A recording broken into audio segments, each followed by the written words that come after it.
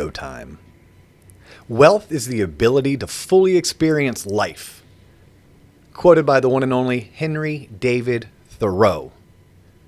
You're tuned into the Loan Officer Podcast with me, Dustin Owen, and I have my first guest ever in the house. I've hinted that I'm not a financial advisor. I've hinted that I've maybe once or twice played one on TV, but today I want to bring you a real deal financial advisor, someone that I know, like, and trust, someone I've known for going on 20 years, the one and the only Rob Farragher with Sequoia Advisory Services. How you doing today, Rob? I'm good. Thanks for having me on. Hey, thanks for making time to jump on. So check this out. Last week's episode, I did a whole entire episode on why paying your mortgage off sucks. Mm-hmm. And I know from our relationship outside of the podcast and outside of work, by the way, Rob's a client of Waterstone Mortgage, and Waterstone Mortgage says thank you for your business. That's right. Thank you. But I know you have maybe some differing opinions. And before we jump into your differing opinions on me saying that paying your mortgage off is stupid, I think was the actual episode, is why paying your mortgage off is stupid. And if you listen to it, I jump into it's not really stupid. I just tell the audience that based on my personal experiences and beliefs, that you shouldn't pay your mortgage off come hell or high water if you don't have things like emergency funds, if you have things like credit card debt, if you're not investing in your 401k, if you don't have an IRA. I just told the audience, based on my personal beliefs, you should prioritize those types of financial doings prior to paying off your mortgage. Now, you're a financial advisor, but you're a financial advisor in with a specialty or a focus in a certain segment. And what is that segment? Mostly it's corporate benefit retirement plans. So for the most part, it's 401ks. Okay, I was going to say, can you say that in English? Because I'm part of the audience, and I don't know if I would understand corporate benefits. Yep. But I do know what a 401k is. Yep. Right? And for those that don't know what a 401k is, what's the best way to explain 401k? It would be a tax-deferred savings account that's attached to your company's payroll that gives you the ability to put aside money on a per-pay period basis. Okay, so tax-deferred is a good thing? Yep. Tax-deferred is the opposite of having to pay taxes on the money that you earn each year. The IRS throws you a bone and says the money, as it begins to grow and earn interest, you defer out those taxes until you take physical receipt. So, and 401k, are those funds accessible right away, or is it for only retirement? You know, that's an interesting question. I would say 10 years ago when I would explain it, it was always about retirement. But I think I've seen enough life throw people curveballs that it's really about, accessing that money for some sort of future need or future event. It's designed for retirement, but, people are in between jobs enough or have a medical emergency or different things can happen. So I would say more often than not, people access that money before retirement than retirement. Okay, so you're explaining to me that my 401k is company sponsored, right? Mm-hmm. So it's through my employer. I can contribute money before Uncle Sam gets to it, so it's tax deferred. Or you could contribute to it after you pay the taxes. Okay, but most people probably do it tax deferred. Correct. Okay, so that means you're not paying income taxes on that portion of the money that's being invested into the 401k. Mm-hmm. And I'm saying invested because I'm assuming a 401k is similar to like buying stocks or bonds or mutual funds, like it's going into something better than the 0.3% I get in my checking account. Well, it's interesting you say that because I think a lot of people, when they think of a 401k, they think of it is an investment. And that's not always the case. Think of the 401k as just an account, and within that account, you can buy the traditional investments of stocks and bonds, but you also have the ability to have it sitting in a money market account. So if you're the kind of person that hates the idea of, seeing the value go down, you can still get the tax deferred benefit of contributing to a 401k, but not put the money in the market if you don't want to. So now, for the most part, most of them have a money market option within it. Is that something I choose on my own, or is that something that I lean on someone like you to help me make those decisions based on where I am in life? Yeah, ultimately the decision is up to the individual participant, but with the clients that I work with, I'm there to help them understand it, make sense of the investments, because the reality is I think that's the part that gets a little bit more confusing to anybody. Saving 4 or 5% of your paycheck is pretty clear cut, but once that money goes into the account, and how do I design it in a way that's really going to be best suited for my particular needs, is where I step in and I can help people out with that. In general, would you say investing for retirement or investing in general is a DIY, a do-it-yourself? Or would you recommend reaching out to an expert and talking through your particulars and your specifics in terms of where you are in life and what you're trying to achieve? I think it would be good to work with a professional because they're gonna know certain things that you wouldn't probably think about. But I'm also not opposed where if people want to open up a Schwab account and trade stocks themselves or buy some index funds, that's fine. But I think that there is value in working with somebody to help design it. And I bring that up because this is going to come up in future episodes as well. Because personally, I'm a huge fan of do what you do well and pay others to do what they do well, right? So unless you enjoy it, right? I enjoy doing my lawn, therefore I do my own lawn. Yeah. But if you don't enjoy doing your lawn and it's a burden or a hassle, I would recommend weigh the pros and cons from a financial standpoint. But something as simple as doing your lawn, if I was a person who didn't like doing it, I'd rather stay at work an extra hour doing what I do well so that I can afford to pay someone to do my lawn, which is something I don't do well or I don't like doing. Same thing goes for investing for my retirement. Sure. As astute as I may be with some personal finance issues, I'm still not an astute picker of stocks. I need to rely on someone who's a professional who can ask me the right questions, answer my questions when I have them, but more importantly, point me in the right direction. So that was just more of a curiosity, curious to get your philosophy on those things. What I want to circle back to is you mentioned 10 years ago, the way that you explained a 401k is a little bit different. And I think we were starting to go down a path where you were going to explain to the audience, and correct me if I'm wrong here, that you can tap into your 401k prior to retirement if it's for emergency purposes? Well, there's a few different ways. And, each 401k can be drawn up differently. So, some would allow it, some may disallow it. It just depends on how that particular plan is drawn up. But, when you're dealing with a tax-deferred account, whether it be, a 401k or an IRA, in the eyes of the IRS, they're going to say, okay, if you access these funds prior to the age of 59 and a half, we're going to assess a 10% penalty, okay?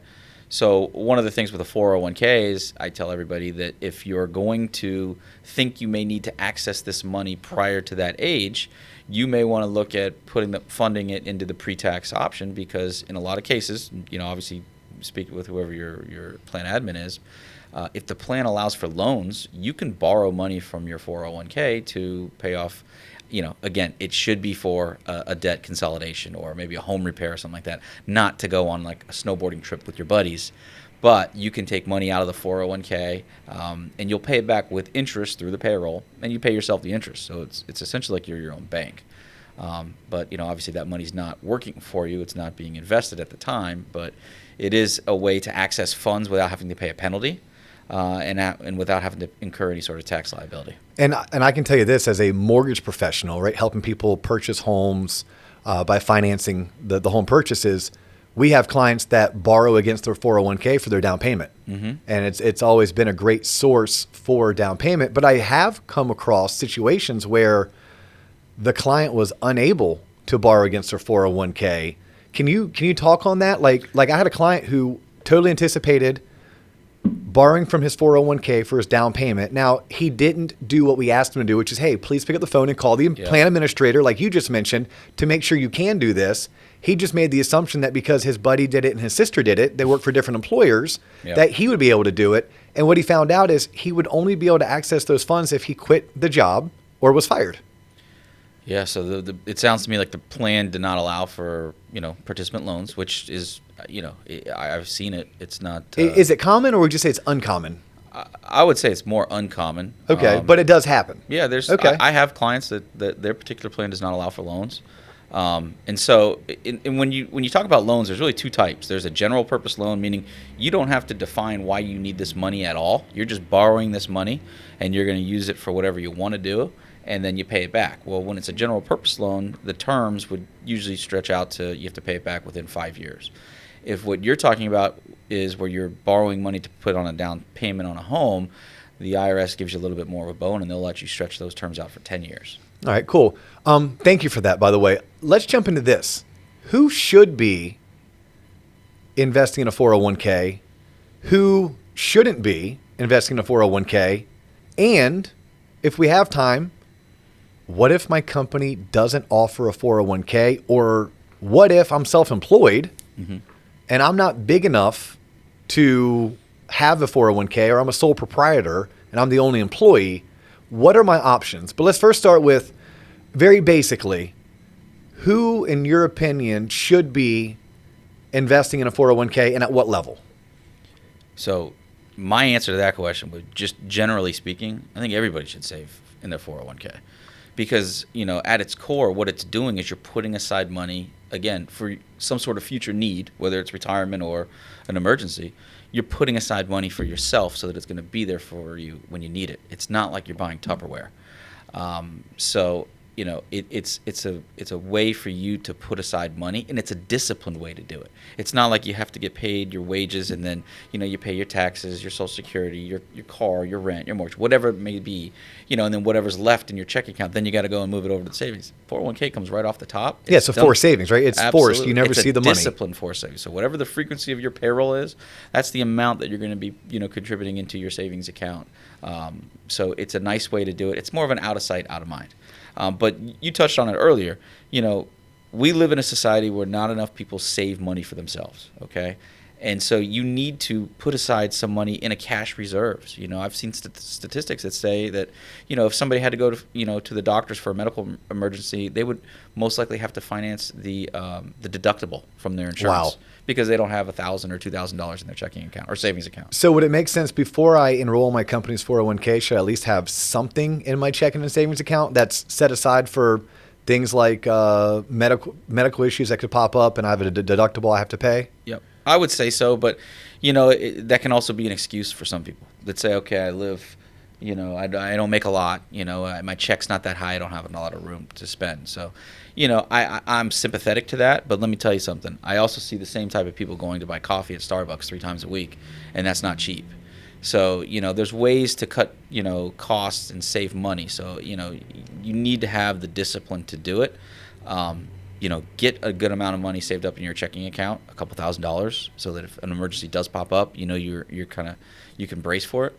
But more importantly, the nice thing about a corporate retirement plan, whether a 401k, it forces the discipline on you. You don't have to worry about it. You set it up, and it'll automatically come out of your account for you. Okay, so then to answer my own question, I think what I heard is, if I don't have a dime saved in my checking and savings account, do that first. Get a few grand saved up. Then I need to contact my company, probably through HR, payroll, benefits. Need to find out about the 401k plan. I need to enroll in it because that's forced, disciplined savings. Now, once I do that, how much do I do? Like, is there a guideline for how much I can do? Well, if you look at the numbers and you would like to retire, you need to be saving over 10% of your income consistently over a long period of time. Now, I wouldn't start off that way unless you're confident you can do it. And I'll use myself as an example. I remember my first 401k in my 20s. Once I became eligible, I went in my manager's office and signed up, and I did 10%, and then I got my first paycheck, and it was, sticker shock. I was like, oh my God, what'd I just do? So, I would say most people typically start out at 4 or 5%. One of the things to look at is if it has a company match, you should be doing at least the minimum amount to get the full match from the company. So that means you got to contribute 5% of your check to get a different number. Then that's where I would tell you to start out. Well, and we covered that, I believe, in the budgeting episode from a couple weeks ago. It's like, that's free money. Like, it's always baffled me when our own associates here at Waterstone, and we teach them classes on personal finance, and we're trying to tell them, look, if you're not at a minimum putting in 6%, because we match 50 cents on the dollar up to 6%. So if you're not at least putting in 6% of your pay, you're leaving free money on the table. Yep. To me, that's a 50% rate of return on your money that you're just walking away from. Yep. Now, well, and think about that. If you put in 6% and the company's putting in 3%, you're earning 50%. Yeah. Even if you just chose to put it into the money market account in the 401k, so it's not at risk at all of losing a penny, you still earn 50%, no matter what. And it's money that came out of my paycheck before I saw it. Yeah. Hopefully it was a dollar amount that didn't give me sticker shock a la Rob Farragher 20 years ago. But Yeah, that's fantastic. Now, kind of switching gears a little bit, I have money going into my 401k, and I'm doing 6% because my company matches, whether it's 50 cents on the dollar up to 6%, a dollar for dollar up to 6%. And by the way, guys listening, I'm using those analogies because that's what I have seen throughout my career as being the most typical. Is that still the way things are, Rob? Typically, it's if there is a match, it's 50 cents on the dollar up to 6%, or a dollar for dollar up to 6%. I would say the most common one that I see right now is you save 6%, you get 3.5%. Okay. That's assuming it has a match. You know, I have plenty of plans that do not have a match. I also want to put it out there that if the company doesn't offer a match, that's not a reason not to save your own money. You know, I always kind of thought it was a bit strange when somebody says, "Well, I don't want to save my money because there's no company match." It's kind of like it's self-defeating. It's almost like saying I'd rather work forever and not save my money to retire because they won't help me fund my retirement. Well, especially because we've already established in today's show that it's a forced, disciplined savings that has tax benefits. Absolutely. So yeah, even if your company doesn't match, okay, so you're checking 3 out of 4 boxes. Yeah. Right. It's like the company match is just another box to check, but you should do it. Now, is there ever a time that I should not put money into a 401k and I should just jump into an IRA? And that could be a simple yes/no question. I'm just curious for my... I don't know if there is a yes or no to that. I mean, there's benefits to both. You know, sometimes it's nice to have the IRA. You know, if you bank with, you know, a local bank or Chase, whatever, you can structure an IRA there and, you know, make it just feed into your IRA from your checking account on a monthly basis. The big thing I always look at is, you know, if you're looking to, so the limits on an IRA are significantly lower than a 401k. So yeah, right. With an IRA, I think the max is $6,000. A 401k, the max is $19,000. $19,500. $19,500. If you're under age 50, if you're over age 50, you get another $65,000. See, that's why we bring on real financial advisors, because I would have thrown out some numbers that were close, but, you know, I don't know if there's a 2016 numbers, 2019 numbers. Yeah, you're off by about a month or two because, you know, this is the 2020 numbers, 19.5. Yeah, and like Coleman always says when he's on, he's not a financial advisor, but he plays one on TV. Yeah, that's always my go-to as like the reason why my math may be a little bit fuzzy. Yeah. Okay, so answer this for me. You and I were talking about this off air earlier. I have this theory that it's way easier to focus on earnings if you want to save more. But you have different insight coming from your line of work than maybe I do. I speak off of personal experiences. Mm-hmm. I understand that when I went from making $30,000, actually my first job out of college was $23,800. But when I couldn't save anything. Like I literally at $23,800, I either wasn't disciplined enough or I just wasn't making enough. But let's jump it to a couple years later when I was making $36,000. When I went from 36 to 66, it became easier to save, right? So whenever I discuss savings with people, I tend to say, quit focusing so much on saving, focus more on earning, because it's way easier to save once you're earning more. But that's just all my personal experience. Just like I, as a loan officer, get to see behind the curtain, right? Thousands of people, right? Just like you and I, just like our listeners, I get to figure out who the Joneses are and who's keeping up with the Joneses. And by the way, there's way, way more trying to keep up than there actually are. In fact, I think many months there's no such thing as the Joneses, but we're all chasing them, right? It's like a pink spotted unicorn. Yeah. So they're probably not pulling out a mortgage if they truly are the Joneses. Yeah, correct. Yeah, right. If they're the Joneses, they don't need a mortgage. What's your take on that? The correlation of savings versus earnings, and maybe some nuggets you can leave with the audience to help them become more financially fit. Sure. So,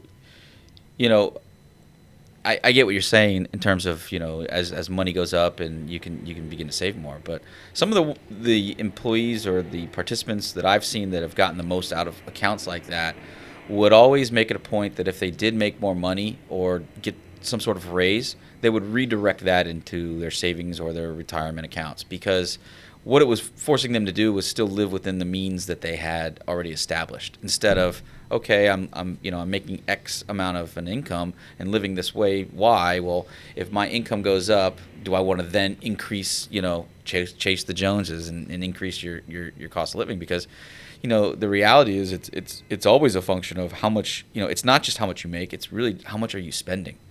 Because I work with a lot of people that make a lot of money and they spend a lot of money, and they're really not much different than somebody who's, not making a lot of money and not saving enough money. It's always about being disciplined, and are you saving enough? Probably not. And then B, are you being diligent about making sure your expenses are not, extravagant, and are you keeping them in line, and try to eliminate debt? Because you mentioned in the beginning of the podcast, you got to have savings. You got to eliminate debt. I think credit card debt is one of the worst things out there. That unsecured revolving debt is awful. To get out from under that, it requires so much discipline to do that. And, and almost an impossible amount of especially discipline. if you're living on a fixed income. If you're living on a salary, to get out from under a credit card debt it's tough, and it's almost debilitating to stay there. What's crazy? I want to hit on this because you mentioned the word fixed income, and I always love it when my retiree friends, right? My retired friends, like, oh, I'm on a fixed income. I'm like, most people are on a fixed income. Like my best friend, the cop, he's on a fixed income, yeah. Right? My wife, the teacher, she's on a fixed income. Like many of us are on a fixed income. I think because it's a pension or a Social Security, they feel like it's different. Yeah. But the discipline it takes to get out of credit card debt, that discipline sometimes is a part-time job. Yeah. Right? Sometimes it's, hey, go get a part-time job, or what you just said, stop spending money. Wait, and I think it starts with like what you do when you're helping somebody with a mortgage, and it's peeling back the curtain. It's almost like you have to face the music and really sit down and spell out all the money that you're spending and what is it going to. Because that's the only way you can truly look at it and say, look, I don't really need to spend this or this or this. Not one of these running tallies you have in your mind and you kind of think what you spend per month and, what's your disposable income, which just means, how much is above and beyond what it costs to live. Spell it all out, write it all out. And then, you got to kind of present a plan to get there, and it requires work and discipline. So let's parlay into this, because I wanted to make sure that we had a chance to go back and forth regarding a topic that really you and I started via text message like 2 weeks ago when I invited you to come on the show, and I said, hey, I want you to talk about why it's stupid to pay off your mortgage, and you're like, well, I don't think that. I'm like, ooh, okay, it's kind of different than my take, but I want to get your take on it. But before we jump in there, something I do want to mention, and it kind of correlates to what we're getting ready to go into, people who do have consumer debt, revolving credit card debt, and you and I both see it in our professions. I mean, it's $10,000, $20,000, $30,000 sometimes for some people. Those same people also may have bought a home 5, 6, 7 years ago. Mm-hmm. They might have put a big chunk of money down. Or if you bought a home 7 years ago, you bought it at the right time, and your home has appreciated, right? Yep. And your home is one of your biggest wealth building tools you'll ever get your hands on, if not the biggest. And just a thought, for some people, it may make sense for them to tap into that equity, whether it's a home equity loan, usually it's a cash out refinance, yep, where they owe $150 on their house, the home's worth $300,000, and they can get a new loan for $200,000. And with that $200,000, their mortgage payment went up by a couple $100. That's assuming their interest rate stayed the same. Mm-hmm. Right now, interest rates are super low again, that if they refinance now, there's a chance they could get an even cheaper rate. But let's say they didn't. Let's say worst case, they didn't. They could pay off that $20,000, $30,000 in revolving debt. But if they're going to do it, they also have to make some lifestyle changes, right? They also have to make sure that whatever they did to get into that situation, they don't do it again. Yeah. It's a slippery slope. It can happen. It is, right? Because, well, heck, some people would argue that we got into the 2007, 2008 financial crisis because people were using their homes as ATM machines. Mm-hmm. And that's the last thing we ever want to see people do. I mean, correct me if I'm wrong here. You're the financial advisor. Again, I play one on TV. Which, by the way, I don't play one on TV. It's just a little saying between Coleman and I. I would like to, if there's any casting agents out there, I would love nothing more. And Rob can attest to this, knowing my personality. Oh, yeah. Put me on Showtime, put me on HBO. Probably can't put me on network television because we can't trust what I'm going to say, and I don't follow scripts very well. Unless they're scripts I wrote for prospecting purposes, then I'm pretty decent at them. But nonetheless, cash out refinance is a great way to dig yourself out of a hole, as long as you promise yourself not to do it again, or go get a part-time job, right? So just food for thought. I would add one thing to that too, is if you do refi, you do eliminate that debt. If there's a saving, if there's an amount of money that you would have otherwise been putting towards that debt that's now freed up, don't spend it. Now direct that savings towards a savings vehicle, a retirement account, something. Yeah, your 401k, your IRA, if you had $20,000 in debt that you wiped out and you were paying, $1,000 a month just to keep it there. Yeah. Now use that to start funding yourself something that you can rely on down the road. Yeah, and the key is that you don't have to do that, but reality states, no. There's many of us, and look, you're looking and listening to someone right now who that was me. I once used my home's equity to help buy myself out of 2 upside down cars that I had financed and buy myself out of 10 or 12 grand in credit card debt. And it's not like advisable in terms of like, you don't plan to do that, but you don't plan for certain things in life to happen. If you are a homeowner and you have that equity and you are finding yourself in that situation, it's worth a conversation to look into, because you very well could eliminate $1,200, $1,300 a month in debt that, quite honestly, you said it yourself, is going to be very difficult to dig yourself out of. But with a cash out refinance, you could. Don't know how we got on that. That's maybe my one and only shameless plug of the week for Waterstone Mortgage, and how to contact Dustin Owen, 407-497-8655, 407-645-6363, dowen at waterstonemortgage.com. That's for you, Kevin Gillespie. Thanks for the tip and the tidbit. But let's jump into this. Why, when I texted you, and I said, I'm going to do a show on why paying off your mortgage is stupid, you're like, yeah, I disagree. Okay. Like, what are your thoughts on that? Well, let me preface it with saying, the caveats that you outlined of having savings built up, 6 months of living expenses put aside. I agree with all those. Don't even start, paying more into the mortgage until you do all that, because if not, it's not going to help you in any way. But, and again, 10 years ago, if I would have looked at it, statistically or even mathematically, I would have said, it does make more sense to not pay down the mortgage, put that into an interest-bearing investment account that you could probably, earn more interest than what you're paying in interest cost on the mortgage. The problem that I see with that now, and that's probably something that I've seen over the last few years, is life will throw you a curveball.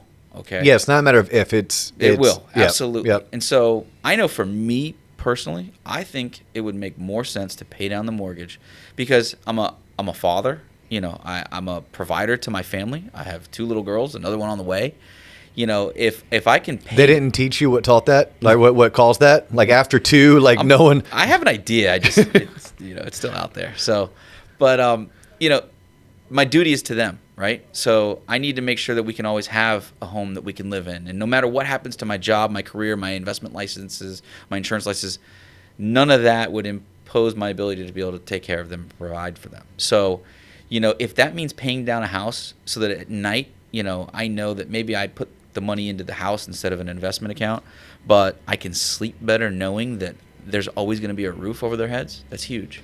It's funny you said sleep good at night, because through my 15 plus years of consulting home buyers on their financing, I talk about the sleep good at night factor, right? And I constantly say, hey, look, I'm going to give you option A, B, and C, and I'm going to explain the pros and cons, but ultimately you have to decide what helps you sleep best at night. My job is to get you into a mortgage that you qualify for. Sure. My job is to teach you and educate you, but you have to make a decision, even if that decision is a little bit more conservative. That's the decision that you should probably make. But just to clarify, you don't totally disagree with make sure you have no revolving debt, make sure you have 6 months or 3 months reserve before you start applying extra money towards your mortgage. I would say that's mandatory. That's mandatory. I think everybody, in order to have financial freedom or the ability to sleep well at night, should have a cash reserve saved up for the deductible on your medical insurance, whatever the case may be. Transmission goes, AC breaks, roof leak, etc. Yeah, and you say 6 months. I think that's the baseline, right? I think it would be nice for somebody to know I have a year's worth of money just put aside, that if God forbid anything happens to my job or my career, I now have 12 months to find something before I start stressing out and losing my mind. And I'd say, I love 12 months. And 12 months is a BHAG, the big, hairy, audacious goal. Start with 3. Yep. Oh, absolutely. It starts with 1. Well, yeah, start with 1, celebrate it. Go do a nice dinner. Mm-hmm. Then get 3, celebrate that with a weekend getaway. Then get 6, celebrate that with maybe a 3-day out-of-town trip. Yep. Get 12 and do something badass. Like do something fun to celebrate your awesomeness.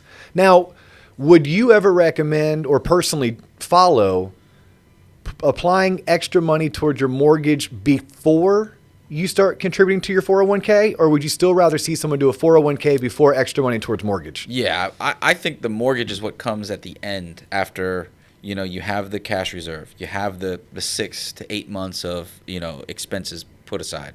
And no credit card debt. No credit card. Yeah, that goes without saying. And essentially, the only debt I would probably be comfortable with is maybe a vehicle. But yeah. Well, you can finance them so cheap. Yeah. Right. You can when you're paying 0.9 to 2.9%, it's kind of like free money, as long as you don't go out and overbuy. Yeah. Right. That's where the discipline aspect, I guess, comes into play. And it's going to depreciate immediately, so it's not even It's that's not a whole investment. It's just an expense. It's interesting. Next week we're actually going to have on a top car salesman to teach us how to buy cars fiscally responsible in 2020 and beyond, right? And that's something I want to ask him is, great. Never buy new, always buy a year or two old, get it with 20, 30,000 miles, because you mentioned depreciation. That's a little foreshadowing for next week, a reason why you should tune in. But you were saying, again, 6 months reserved, that's knocked out, no consumer debt. And my question was... saving to a retirement, whether it's a 401k or an IRA. But IRAs are just individual retirement accounts. It's like a mini 401k for yourself. Yep, and we would normally say look at your 401k first because it very well is going to have more benefits than an IRA. Yep. But again, consult your own financial advisor. If you don't know one, I know one. He's on the show right now. His name is Rob Farragher. I'm sure at the end he'll give you his contact information. But once you've done that, I think this is where you and I differ. I would say, well, first, and I did say on last week's podcast, pat yourself on the back, do a shot of Jaeger because you're doing it, right? If you are 6 months reserves, no consumer debt, and you're maxing out your 401k, correct me if I'm wrong, you get to see this day in, day out. You're now becoming the Joneses, right? You're I would say you're probably well ahead of the vast majority of people in this country. And then I would then want to see people taking any leftover money and putting it into a managed account, whether it's an ETF or a mutual fund or a stock account. This is where I think you and I differ. Yep. You're like, no. Again, mathematically, it probably makes more sense to do that. But the piece that you're not factoring in, or that I tend to rely on, is that the risk. What is the downside? Could there be a catastrophic loss of career or job? In my world, it could be legislation that changes what we do and how I can, manage my career. And keep in mind, I don't want to be negative or anything, but, a lot of people are probably, a happy hour away from some terrible life experiences, So I don't want to go down that road, but let me tell you something. Everybody in this world lives a lot closer to catastrophe than they think. Yeah. And so, if you're putting that money into that managed account, and as opposed to, paying down that mortgage or paying off your home, if anything did happen or you did lose the jobs or whatever, you can't live in that. Well, and many of us, and my wife and I included, we do sleep better at night when that mortgage statement comes and I see what I've paid my loan down to, and I kind of have an idea what my home is worth, right? Like, yeah, I do sleep better at night. And I know this from personal experience. I can't go to Vegas and have a couple cocktails, and I don't have Coleman with me rolling dice, so now I'm on like a 2-hour-long losing streak. I really can't go to my house and be like, hey, I know you have about $100,000 of my wealth sitting there. Yeah. I need to go put it all on red and let the roulette wheel spin, because it's it's sunken into an asset that it's not easy to get money out of your home. Yeah. So I could see where that's a benefit. Now, I also teach how that could be a detriment, because if you didn't have the 6 months reserves, but you had all this equity, well, what happens when life throws you a curveball? You can't go to your home. Yeah. But you and I are talking totally different. After the 6 months reserve, when you look at it as, biologically speaking, you have to have shelter, right? You don't have to have an investment account. So as long as you got the savings, the 6 months in it, into the accounts, you're safe. You have a barrier to protect you for at least 6 months. For me personally, I think it would make more sense to pay off or pay down that mortgage, just to kind of give you the room to sleep a little bit more comfortably. Okay. But again, it's not science. It's not a linear answer of yes or no. This is what's right or wrong. There's a lot of variables that go into it, and some people would view it differently, or maybe they don't have the appetite for the risk of stock markets. I meet plenty of people that tell me all the time they want to be aggressive. We set them up in an aggressive portfolio, and there's one bad movement in the market the next day, and they panic and lose their mind. And I have to remind them that they're not really an aggressive person. They don't have that type of appetite for risk that some do. So, yeah, they only want to swing for home runs if you can guarantee them that the pitch is going to be easy to hit right down the middle, and they're going to make contact every time. Absolutely. No, this is fantastic. We there's so much we didn't get into that. Would you be open in a few months of coming back? Sure. And I mean, we didn't talk about time value of money. We didn't talk about investing strategies and compounding interest. Timing the market or not timing the market. Like you'd probably say, there's no such thing as time the market. That's why I like 401ks. You know that every month, whatever the frequency of your payroll is, you're going in and putting money into an investment. So whether the markets are high or low, if they're low, you're buying more of it. If they're high, you're buying less of it. So and there's actually a terminology behind that. When you're not trying to time the market, what's that terminology again? The dollar cost averaging. Dollar cost averaging. Yep. So there's so much that we could do that is, what I think is it's still everything that they should have taught us in high school, but they didn't. Yeah. Right? Like this isn't. It may sound like rocket science, but it's not. I promise. Well, and I also want to say I think it's overwhelming to a lot of people. There's a lot of things that people have to do in life that they don't teach you in school. You're going to have issues with your car. You're going to have to pay your taxes. They should teach these things, but when it comes to saving, money in a retirement account, whether it be a 401k or an IRA, it's not daunting. It's not too difficult to dive in and do some research and understand and learn. So that's where I think, working with somebody can help you, because I would say a lot of my job revolves around helping it make sense to a lot of people and them understanding what this particular investment does and what that one does and all that. So no, I think you're 100% right. It is daunting. So instead of trying to learn it or calling someone, people just don't do it, which is probably the worst thing that they can do. It's like having high blood pressure and never going to get it checked out. Yeah, because you're afraid the doctor's going to tell you what you already know. Oh, I don't want to know. It's been years go by, and then No. So we didn't cover this, and we don't have time to, but I want to at least have the question answered. If I'm self-employed, I own my own business, what are my options if I don't have a 401k because I'm not big enough as an employer to have a 401k? Yeah. Are there opportunities for me to invest? The way I would look at it is if you think you can do $6,000 or less, put it into an IRA. Okay. Because you can remove that $6,000 from your income in most scenarios. If you're looking to do more than that, there are other vehicles out there that you can set up. So look at it from the standpoint of how much can you afford to shelter from. Okay, so if I were to summarize, if my employer or if I am my employer, if we don't offer a 401k, I should look for an IRA. Absolutely. And you told us earlier that we can not only look for the IRA, but they can set it up somehow with my banking institution that the money is directly withdrawn. I think it's easiest to just do it wherever you have your checking account. Yep, a set amount, $50 a week, $200 a month, whatever my budget allows for.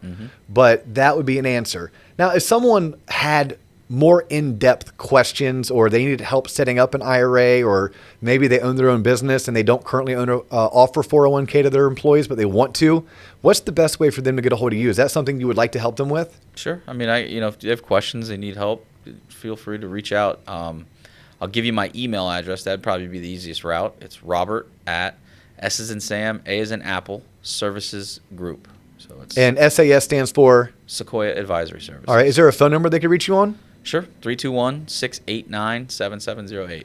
Fantastic. Hey, man, I appreciate you coming on. You being my first guest. What's it like being my first? It's great. It's fun. Everything that you ever wanted to be. I get to pave the way through the jungle, and then everybody that's going to come in behind me, it's just going to be easy peasy. They just watch this and understand, here's all you got to do. One way or the other, you set the bar. Okay. You either set it really low or really high. Well, that's why I'll come back and we'll see, if somebody starts to elevate it, we'll see if I can match it. Yeah, no, let's definitely do it again. He is Robert Farragher with Sequoia. I'm Dustin Owen. I work for Waterstone Mortgage. If you ever need to get a hold of me, 407-645-6363. DustinOwen.com, dowen@waterstonemortgage.com. This has been the Loan Officer Podcast with Dustin Owen and my special guest, Rob Farragher. Peace.